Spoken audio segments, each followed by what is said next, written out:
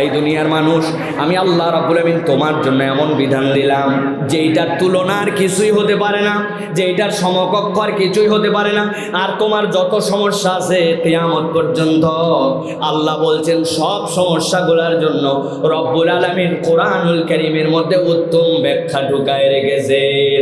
তোমার প্রয়োজন পড়বে যখন ওই মাসলাটার উত্তর দিবে তুমি, তখন এইরকম ভাবে কোরআনের মধ্যে আল্লাহ বিধান ঢুকাইছেন। সুবহানাল্লাহ। কয়েকদিন ধরে এই যে ওয়াহসানা তাফসীরা, এটার অনেক ব্যাখ্যা আছে, আমি আপনাদের কাছে বলতে পারবো, তবে দুইটা কথা বলি। শায়েখ আহমদুল্লাহর একটা প্রশ্ন উত্তর দেখছিলাম, সেখানে শায়েখ উত্তর দিয়েছেন, একজন জিজ্ঞাসা করছে যে কেউ যদি তার শরীরের কোনো কাপড় নাপাক হয়ে যায়, তাহলে ওই কাপড় যদি সে ওয়াশিং মেশিনের মধ্যে দেয়, আর আরো কতকগুলা কাপড় আছে যেই কাপড়গুলাতে সরাসরি নাপাক লাগে নাই, তাহলে একটা কাপড় নাপাক আর একটা কাপড় পাক, দুইটা মিলে ওয়াশিং মেশিনে, এখন এটার হুকুম কি হবে? আপনার কি মনে হয় 1450 বছর আগে ওয়াশিং মেশিন তো দূরের কথা, কিচ্ছুই নাই, কিন্তু কোরআন সুন্নাহর মধ্যে তাহারাতের যে বিধান আছে, ওই মাসালার উত্তর শুনলে মনে হবে গতকাল বোধহয় মেশিন আবিষ্কার হওয়ার পরে ইসলামী ফিকহ এই উত্তর দিয়েছে। আল্লাহ বলছেন ওয়া আহসানা তাফসীরা, বান্দা না বুঝলে তোমার জ্ঞানের অভাব, কিন্তু যা লাগবে সবগুলা কোরআনের মধ্যে আল্লাহ ঢুকায় দিয়েছেন। সুবহানাল্লাহ। করোনার মধ্যে আপনাকে আমাকে হাত ধোয়া শিখালো, হাত ধুবেন কেমনে? বলে যদি আপনি বিপদ থেকে বাঁচতে চান, হাত ধোন 20 সেকেন্ড করে 6টা পদ্ধতিতে, এমনে ধুবেন, এমনে ধুবেন, এমনে ধুবেন, এমনে, এদিকে ঠেলা, এদিকে ঠেলা। ওরে বাবা রে বাবা, 20 সেকেন্ড হাত ধুয়ে আপনি হাত পরিষ্কার করছেন, ঠিক কিনা ভাই? আরে আপনারা হাত ধুইছেন? হ্যাঁ। এখন এক লোক হাত ধোয়ার পরে কপাল একটু চুলকাইছে, কপালে একটু হাত দিছে, হাত দেওয়ার পরে মনে হয়েছে আইরে হাত ধোয়ার আগেও তো কপালে একটু চুলকাইছিলাম, এখন তো আবার হাতে ময়লা লাগছে, উপায় কি? কয় আবার হাত ধো। আসসালামু আলাইকুম ওয়া রাহমাতুল্লাহি ওয়া বারাকাতুহু। ইন্নাল হামদালিল্লাহ, আলহামদুলিল্লাহি নাহমাদুহু ওয়া নাস্তাঈনুহু ওয়া নাস্তাগফিরুহু ওয়া নু'মিনু বিহি ওয়া নাতাওয়াক্কালু আলাইহি ওয়া নাউযু বিল্লাহি মিন শুরুরি আনফুসিনা ওয়া মিন সাইয়্যাতি আ'মালিনা। من يهد الله فلا مضل له ومن يضلل فلا هادي له وأشهد أن لا إله إلا الله وحده لا شريك له وأشهد أن سيدنا وحبيبنا وطبيب قلوبنا محمد الذي أرسله بالحق بشيرا ونذيرا وداعيا إلى الله بإذنه وسراجا منيرا. فقد قال الله سبحانه وتعالى في كلامه المجيد وفي فرقان الحميد.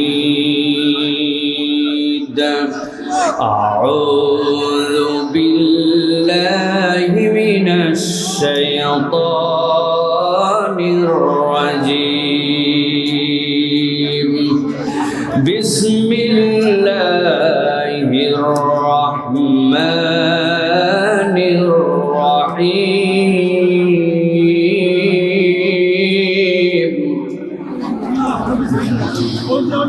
إن الذين كفروا بالذكر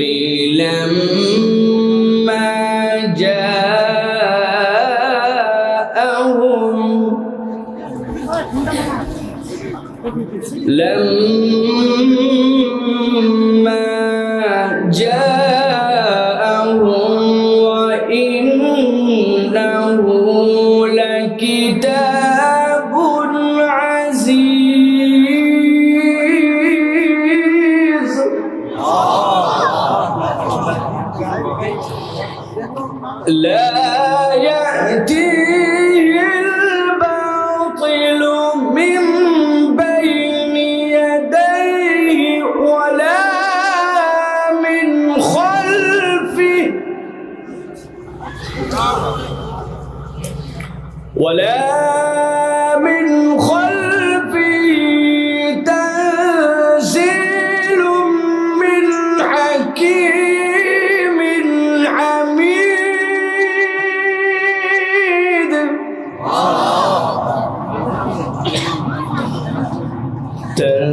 تنزيل من حكيم حميد. وقال الله سبحانه وتعالى آمرا ومخبرا للمؤمنين والمؤمنات إلى يوم القيامة إن الله وملائكته يصلون على النبي يا أيها الذين آمنوا صلوا عليه وسلموا تسليما. اللهم صل على محمد وعلى آل محمد كما صليت على إبراهيم وعلى آل إبراهيم إنك حميد مجيد. اللهم بارك على محمد وعلى آل محمد كما باركت على إبراهيم وعلى آل إبراهيم إنك حميد مجيد. আলহামদুলিল্লাহ, চৌফলদণ্ডী ৯ নং ওয়ার্ড ও ঈদগাহ ইউনিয়নের ৩ নম্বর ওয়ার্ডের যৌথ উদ্যোগে ঘোনাপাড়া ও দক্ষিণ মাইজপাড়া কক্সবাজার চৌফলদণ্ডির আজকের এই বাৎসরিক মাহফিলের সম্মানিত সুযোগ্য সভাপতি, সম্মানিত অতিথিবৃন্দ, আজকের মাহফিলের সম্মানিত আলোচকবৃন্দ, বিশেষ করে কথা বলেছেন হোসাইন আহমেদ মাহফুজ, আশরাফ বিন মোবারক আলী, আপনাদের কাছে কথা বলবেন আমাদের প্রিয় ভাই ইউসুফীয় কারাগার, ইউসুফীয় বিশ্ববিদ্যালয়, যেখান থেকে পরিশুদ্ধ করে আল্লাহ তাকে বের করেছেন আমাদের প্রিয় ভাই মাওলানা মুফতি আমির হামজা, মঞ্চে উপবিষ্ট বিভিন্ন পর্যায়ের উলামায়ে কেরাম, ফোদালা এজাম, আমার সামনে উপবিষ্ট মুরব্বিয়ানে কেরাম, আমার প্রিয় তরুণ যুবকেরা, স্নেহের ছোটরা, আলাদা প্যান্ডেল থেকে শুনছেন মা এবং বোনেরা, সকলকে একবার সালাম দিয়েছি। আরও একবার আপনাদের কাছে দোয়া পাওয়া এবং করার আশায় সালাম নিবেদন করি। আসসালামু আলাইকুম ওয়া রাহমাতুল্লাহ। আপনারা ভালো আছেন ভাই? ভালো আছেন আপনারা? ঠান্ডায় কি জমে গেছেন আপনারা? ভিতরে স্পিড আছে তো নাকি? প্রিয় ভাইয়েরা, আমরা কোরআনুল কারীম শোনার জন্য এখানে এসেছি। কোরআনের মহব্বতে এখানে আমরা সমবেত হয়েছি। কোরআন আমাদের হৃদয়ের মধ্যে এমন আনন্দ দিতে পারে যেই আনন্দ দুনিয়ার অন্য কোনো কিছুই আমাদেরকে দিতে পারে না, ঠিক কি না? আপনারা অনেক সমাবেশ দেখেন, আমি অনেক জায়গায় বলে থাকি, বাংলাদেশে প্রত্যেকটি সমাবেশ কোরআনের মাহফিল ছাড়া আয়োজন করতে হলে এখানে ব্যাপক খরচ করতে হয়। রাজনৈতিক সমাবেশগুলোতে কি পরিমাণ খরচ করতে হয় যারা আয়োজক আর যারা নেতা তারাই কেবল জানে, ঠিক কি না? লোক হাজির করার জন্য টাকা দেওয়া লাগে, পয়সা দেওয়া লাগে, খাবার দেওয়া লাগে, পকেট মানি দেওয়া লাগে, গাড়ি ভাড়া করা লাগে, গায়ের গেঞ্জি দেওয়া লাগে, মহিলাদের শাড়ি দেওয়া লাগে। তারপরে যাওয়ার পরে দেখবেন প্যান্ডেলের মধ্যে লোক খুঁজে পাওয়া যায় না। কিন্তু একমাত্র ব্যতিক্রম মাহফিল হচ্ছে কোরআনের মাহফিল। কোরআনের মাহফিলে এই মানুষগুলাকে অন্য কোনো কিছু দিতে হয় না, বরং মাটির বিছানাকে তারা গ্রহণ করে কেবলমাত্র কোরআনুল কারীমের আকর্ষণে। উল্টা অনেক সময় মাহফিলের সহযোগিতা করার জন্য পকেটের টাকা দিয়ে যাওয়া লাগে, দেয় না, উল্টা বের করে নেয়। তারপরেও কোরআনের মাহফিলে মানুষ আসে। এর কারণ কোরআনুল কারীম হচ্ছে জীবন্ত মুজিজা। কিয়ামত পর্যন্ত কোরআনের প্রতি ঈমান যার আছে তার এই আকর্ষণ থাকবে, ঠিক কি না? প্রিয় মুসলমান, এই যে কোরআন আমরা শুনতে আসি, কোরআন যে আমাদের কাছে এই শাশ্বত বিধান নিয়ে আসে। কি জন্য কোরআনের কাছে মানুষ আসে? কোরআনকে কেন মানুষ মহাব্বত করে? কোরআনের কাছে আসলে কি পাওয়া যায়? এটা আমাদের অনেকের ধারণা পরিষ্কার নয়। যদি জিজ্ঞাসা করা হয় কোরআনের মাহফিলে আসতে লাভ আছে না নাই? আছে। ভাই, আপনাদের যাদের ক্ষুধা লাগছে তারা কথা বলবেন না, আর যাদের ক্ষুধা লাগে নাই তারা বলবেন মেহেরবানি করে, কোরআনের মাহফিলে আসলে লাভ আছে না নাই? আছে। এই লাভ যে আছে এটা কম না বেশি? বেশি। বুঝে থাকলে বলেন, যেই লাভ বেশি, যেই লাভ আছে, ওই লাভটা যে আছে এবং বেশি, এইটাকে আমরা বুঝে না না বুঝে? বুঝে। অনেককে যদি দাঁড়িয়ে জিজ্ঞেস করা হয় কোরআনের কাছে আসলে কি লাভ হয় বলেন, অনেকে মাথা নিচু করছে, হুজুর কারে ধরে আবার বিপদে ফেলায়। প্রিয় ভাইয়েরা, সব বিষয়ে আমাদের সম্মুখ ধারণা থাকলেও আমাদের আকীদা এবং ঈমানের অনেক বিষয় আমাদের ধারণা পরিষ্কার নয়, অথচ এই বিষয়টি আমাদের জানা উচিত, ঠিক কিনা? আল্লাহ রাব্বুল আলামিন বলছেন, এই দুনিয়ার মানুষ ভালো করে বোঝো, কোরআনুল কারীমের 41 নম্বর সূরা হামিম সিজদার 42 নম্বর আয়াতের মধ্যে আল্লাহ রাব্বুল আলামিন বলছেন, ইন্নাল্লাযীনা কাফারু বিযিকরি লাম্মা জাআহুম ওয়া ইন্নাহু লাকিতাবুন আজিজ। আল্লাহ রাব্বুল আলামিন বলছেন, আল্লাহ রাব্বুল আলামিনের পক্ষ থেকে যেই কিতাব এসেছিল, আল্লাহর পক্ষ থেকে যে বিধান এসেছিল, এই মানুষগুলা যারা আসার পরেও এই কোরআনের বিধানকে অস্বীকার করলো, আল্লাহ বলছেন এই কোরআন কখনো কারো মুখাপেক্ষী নয়। নিশ্চয় জেনে রাখো এই কিতাবটা হচ্ছে মহাপরাক্রমশালী আল্লাহর পক্ষ থেকে। অতএব দুনিয়ার মানুষ যদি কোরআনের কাছে যায় ওই মানুষের লাভ হয়, আর দুনিয়ার সব মানুষ যদি কোরআন পড়া ছেড়ে দেয়, কোরআনের কাছে না যায়, রব্বুল আলামিন বলছেন আল্লাহর কালামের কোনো ক্ষতি হবে না, ঠিক না? কিন্তু এই কোরআনের কাছে কেন আসতে হবে? আল্লাহ রাব্বুল আলামিন বলছেন, লা ইয়াতিল বাতিলু মিন বাইনি ইয়াদাইহি ওয়ালা মিন খালফিহি তানজিলুম মিন হাকীমিন হামিদ।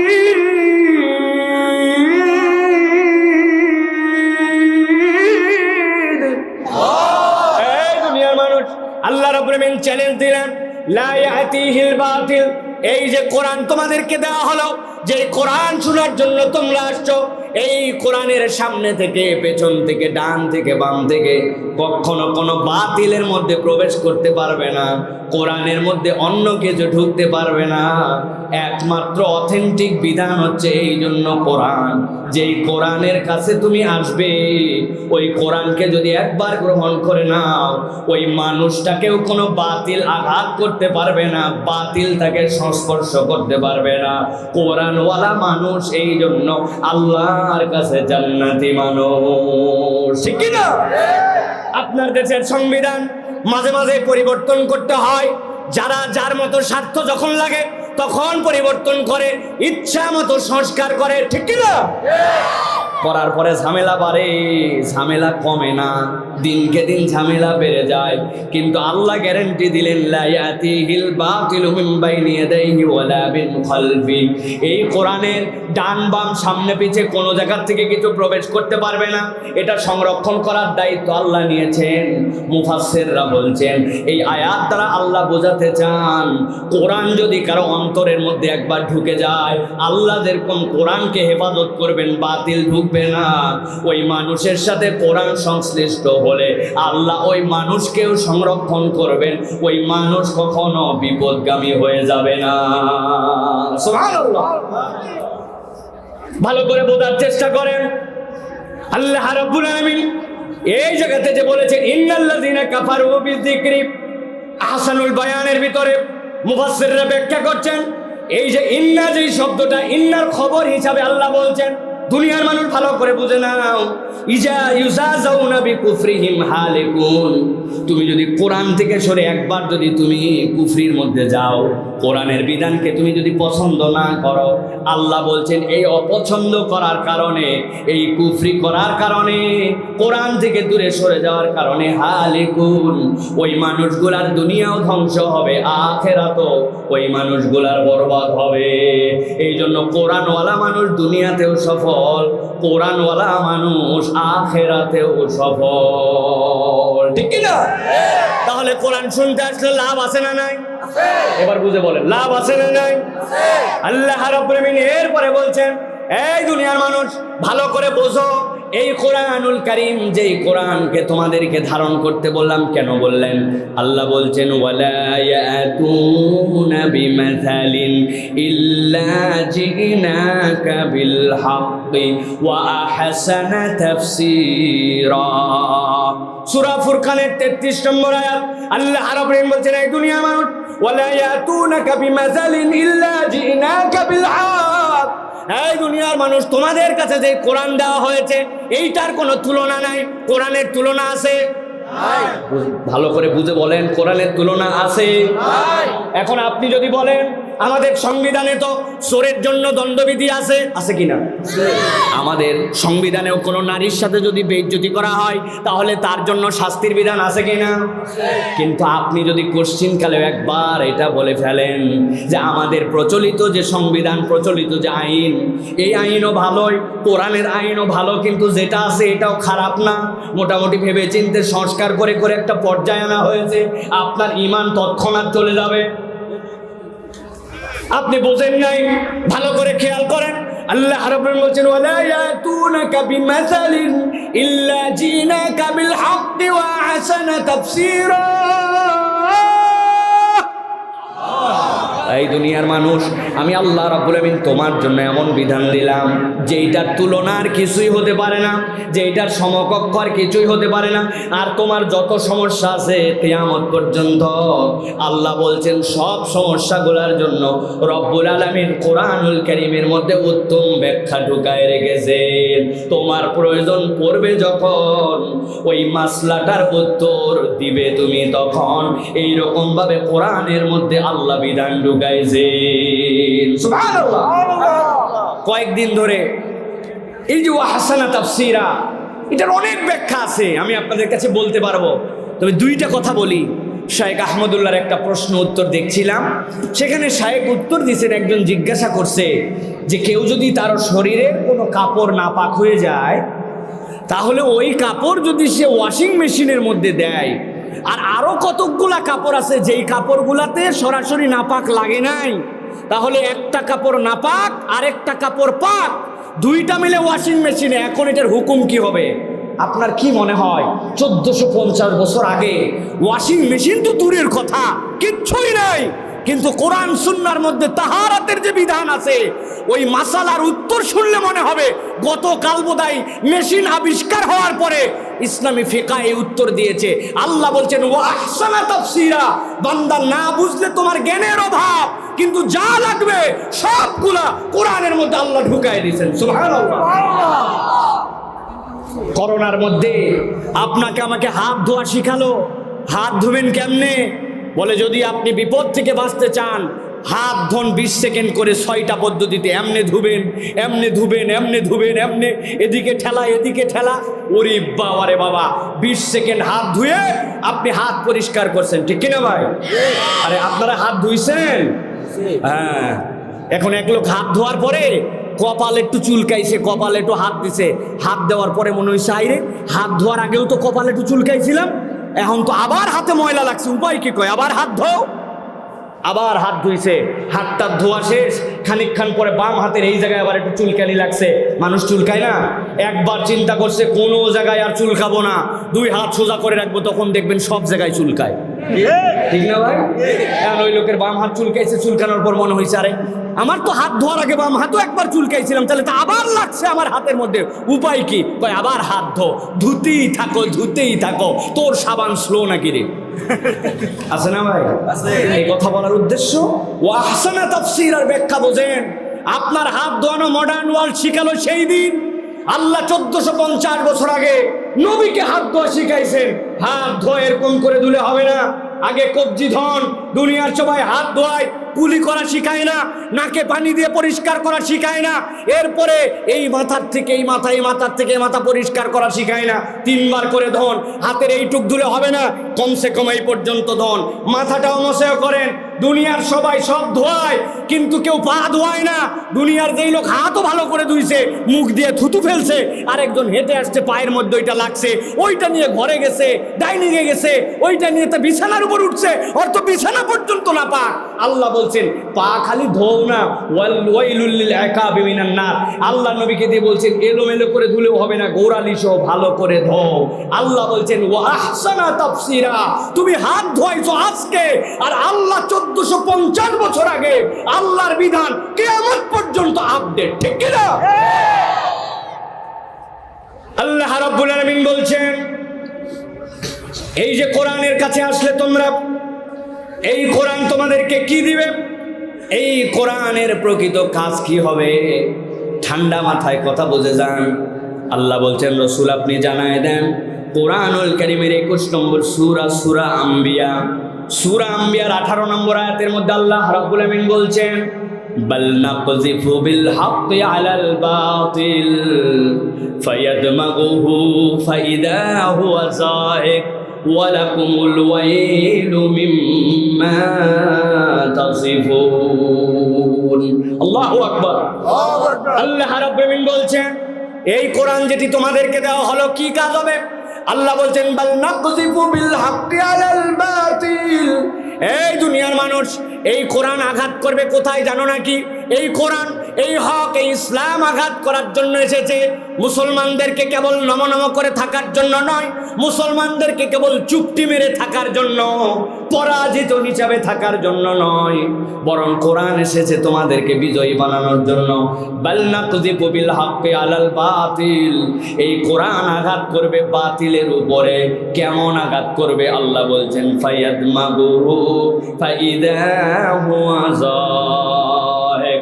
আরবিতে দমগুন শব্দের অর্থ আঘাত করা, কিন্তু যেমন তেমন আঘাত নয়। দমগুন মানে হচ্ছে এমন আঘাত করা যেটা মাথার উপরে মারলে ব্রেন পর্যন্ত আঘাতটা লেগে যাবে। আল্লাহ বলছেন ফায়াদমাগু, এমন ভাবে তার ব্রেনের মধ্যে আঘাত করবে, ফাইদা হুয়া যাহিক, এমন ভাবে আঘাত হবে যে বাতিলটা নিশ্চিহ্ন হয়ে যাবে।